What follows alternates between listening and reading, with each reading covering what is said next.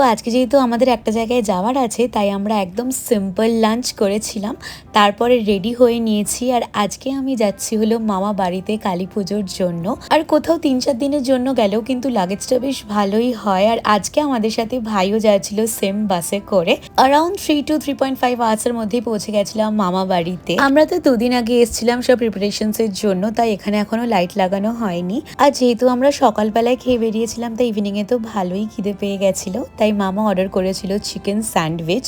এই দোকানে চিকেন স্যান্ডউইচটা কিন্তু খুবই ভালো করে। তারপরে আজকে রাত্রিবেলা একটা ইনভিটেশন ছিল বিজয়া সম্মেলনের জন্য। জায়গাটা খুব সুন্দর ছিল, আর এখানে খুব ভালো একটা ফাংশন হচ্ছিল। কিছুক্ষণ এনজয় করার পর আমরা চলে এসেছিলাম ডিনার করতে। প্রথমেই দিয়েছিল ডাল পুরি, খেতে অসাধারণ ছিল। তার সাথে এখানে একটা ইউনিক ডিশ দিয়েছিল, সেটা হলো চিকেন ভর্তা। ইউনিক বলছি কারণ ডাল পুরির সাথে তো জেনারেলি সব জায়গায় চানা মশলাই দেয়, বাট এখানে চিকেন ভর্তার সাথে কিন্তু খুব ভালো যাচ্ছিল।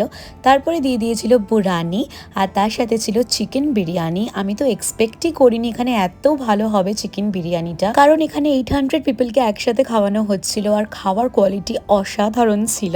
তারপরে আমাদের দিয়ে দিয়েছিল গাজরের হালুয়া আর রসগোল্লা, আর লাস্টে ছিল kulfi. So that was it for today, by.